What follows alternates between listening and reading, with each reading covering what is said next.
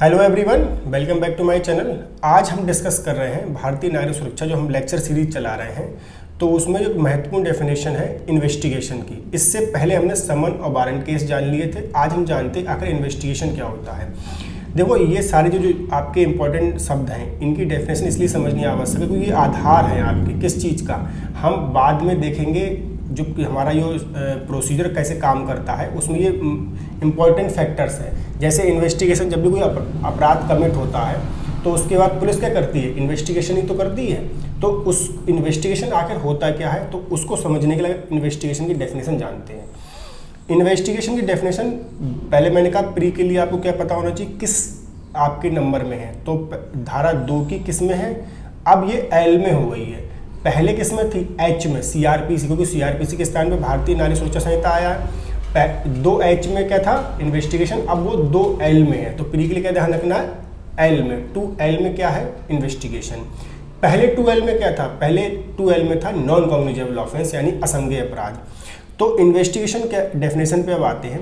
तो इन्वेस्टिगेशन क्या कहता है? अगर आप डेफिनेशन को पढ़ते तो क्या लिखा गया है? Investigation includes all the proceedings under this Samhita for the collection of evidence conducted by a police officer or by any person other than a magistrate who is authorized by a magistrate in this behalf।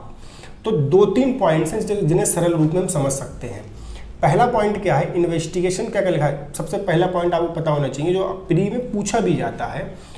क्या पूछा जाता है? सबसे पहले point, करेगा कौन? तो करेगा conducted by a police officer और by any person other than magistrate, यानी 2 व्यक्ति आपको पता होना चाहिए। पहला, जनरली इन्वेस्टिगेशन कौन करता है? तो वो जनरली इन्वेस्टिगेशन करता है police officer.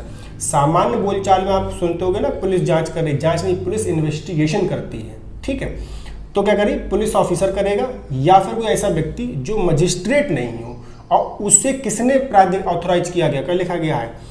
Who is authorized by a magistrate in this behalf, यानी इन्वेस्टिगेशन करने के लिए उस व्यक्ति को मजिस्ट्रेट ने क्या किया हो? ऑथोराइज किया हो। तो ये 2 व्यक्ति करेंगे, क्या करेंगे? आपके इन्वेस्टिगेशन करेंगे। अब करेंगे क्या? तो दूसरी बात ये, क्या लिखा गया है? Investigation includes all the proceedings under this Samhita for the collection of evidence. ये बस आपको ध्यान रखना है। इन्वेस्टिगेशन में वो सब कार्रवाइयां आती हैं जो किस लिए की जाती हैं। क्या लिखा गया है? For the collection of evidence, यानी साक्ष्य को इकट्ठा करने के लिए सारी जो कार्रवाइयां होती हैं वो इन्वेस्टिगेशन का पार्ट होती हैं। देखो, अब इसको एक एग्जांपल से समझते हैं तो आप समझ जाएंगे बहुत आसान तरीके से। एग्जांपल ये है कि इससे जब मान लीजिए कोई ऑफेंस कमिट हुआ, सपोज करिए कि कॉग्निजेबल ऑफेंस कमिट होता है। ये ऑफेंस कमिट होता है कि ए नाम के व्यक्ति ने बी नाम की व्यक्ति की हत्या कर दी है। ठीक है, ये मान लीजिए इत्तला आती है आपके। इत्तला कहाँ पे आती है? वो FIR पहले पढ़ते थे 154 में, अब वो 173 हो गया है। ठीक है, तो वहाँ पर इत्तला आई। उसके बाद वो पहले 157 था, ये हम वो सेक्शन पूरे डिफाइन करेंगे, आज हम इन्वेस्टिगेशन पढ़ रहे हैं। तो 157 में प्रोसीडिंग थी किसके लिए? इन्वेस्टिगेशन के लिए। अब क्या है? वो आपके 176 हो गया है। तो 176 में प्रोसीडिंग है किसकी? इन्वेस्टिगेशन की। तो इन्वेस्टिगेशन में क्या होता है? पुलिस ऑफिसर मौके पे जाता है। ठीक, हम आगे पढ़ें क्या क्या चीज़ें आती हैं। जो कुछ भी कार्रवाई क्यों कर रहा है? वो इसलिए कर रहा है कि पहली बात, क्योंकि ए पर ये एलिगेशन लगा है कि उसने बी की हत्या की है। ये एग्जाम्पल हमने लिया था। अब पुलिस ऑफिसर ये तय करने के लिए कि क्या ए ने हत्या की है या नहीं की है, तो उससे रिलेटेड जो भी एविडेंसेस होंगे उनको कलेक्ट करने के लिए जो भी प्रोसीडिंग वो कंडक्ट करेगा, वो सब क्या कहलाएगी? वो सब आपके इन्वेस्टिगेशन का पार्ट होगा। और ध्यान रखना, उस इन्वेस्टिगेशन के आधार पर, इस शब्द को आप ध्यान रखें, उस इन्वेस्टिगेशन के आधार पर ही आपके पुलिस रिपोर्ट तय होती है। जो 173 CRPC में था, अब वो सेक्शन चेंज हो गया है। अब वो आपके 193 की तरफ के साइड की तरफ चला गया है। 1 मिनट, उसको चेक कर लेते हैं। यस, हाँ, 193। अब 193 पुलिस रिपोर्ट भेजी जाती है। तो ध्यान रखना, फिर से हम इसको समराइज करते हैं। पुलिस जब आपके इन्वेस्टिगेशन करती है, वो सब एविडेंसेस को कलेक्ट करती है। किस लिए? क्या ए ने बी की हत्या की है या नहीं। अब ये वो तय करने में सारे एविडेंसेस कलेक्ट करती है। अब वो क्या चीज़ें करती है वो हम समझते हैं, ठीक है। क्या चीज़ें करती है? सबसे पहली बात भाई क्या करेगा भाई, अपराध स्थल यानी का मान लीजिए आपके जो आपने साधारण शब्द में सुना होगा मौका मुआयना करते हैं, ठीक है। यानी जहाँ पर क्राइम सीन होता है, जहाँ पर क्राइम हुआ, जैसे सपोज करिए ये एलिगेशन लगा कि ए ने जो है जब बी अपने घर से बाहर निकल रहा था तो वहाँ पर जब बाहर घर से निकला तो उसको गोली मार के उसकी हत्या कर दी, ठीक है। तो उस जिस स्थान पर उसकी डेथ हुई है उस स्थान पर हम इन्वेस्टिगेट करेंगे। क्या करेंगे कि भाई बुलेट मिलनी चाहिए, ठीक है, कि गोली करने जहाँ पर वो चल रहा है तो वहाँ पर आसपास के लोगों ने देखा होगा। तो ये पहली बात क्या है, अपराध स्थल क्राइम सीन का क्या हम देखेंगे, विजिट करेंगे। दूसरी बात यह है जो आपके सस्पिशियस लोग हैं, जैसे ए पे एलिगेशन लगा है तो ए ने भाई ए को तो गिरफ्तार करेंगे करेंगे, और जो उसके साथ जो कोई अगर कोई और व्यक्ति है जिसने उसकी सहायता की है तो उसको भी देखेंगे, उसका भी समाधान निकालेंगे। अगली बात यहाँ पे ये है कि ऐसे लोग जो मान लीजिए आपके क्या है, ऐसे लोग जो आपके भाई बी निकला ना घर से तो किसी ने तो देखा ही होगा गोली मारते हुए, आसपास लोग देख रहे हैं, उनके बयान लेंगे, ठीक है, या मान लीजिए कोई मोटिव, तो वो सब जितनी भी प्रोसीडिंग होंगी वो सब क्या कहलाएंगी, वो सब इन्वेस्टिगेशन का पार्ट होगी। इस आधार पर अब ध्यान रखना, इस आधार पर, क्योंकि इन्वेस्टिगेशन बहुत महत्वपूर्ण चीज़ है, इस आधार पर अब ये तय होगा कि ए ने क्या अपराध किया है या नहीं किया है।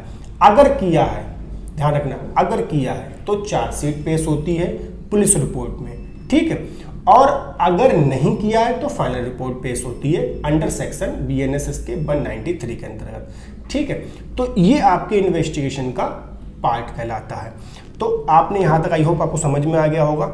एक केस इसमें है जिसमें इसको और अच्छे तरीके से डिफाइन किया गया है, वो ये क्या किया है, ये Bharat union of India versus PP Hinduja का केस है।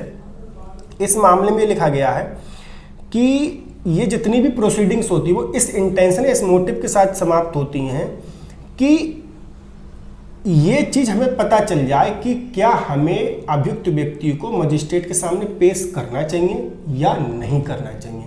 अर्थात इन्वेस्टिगेशन से हम वो सब एविडेंसेस कलेक्ट कर लेते हैं जिनके आधार पर हम ये तय करते हैं कि क्या संबंधित व्यक्ति द्वारा अपराध किया गया है या नहीं किया गया है। यही आपके इन्वेस्टिगेशन का मेन मोटो होता है। डेफिनेशन के आधार पर आप देखें तो आपको बस इतना पता होना चाहिए, डेफिनेशन वो सब प्रोसीडिंग आती हैं। अब फिर इसको लास्ट में समराइज बिल्कुल कर लेते हैं। वो ये कहता है कि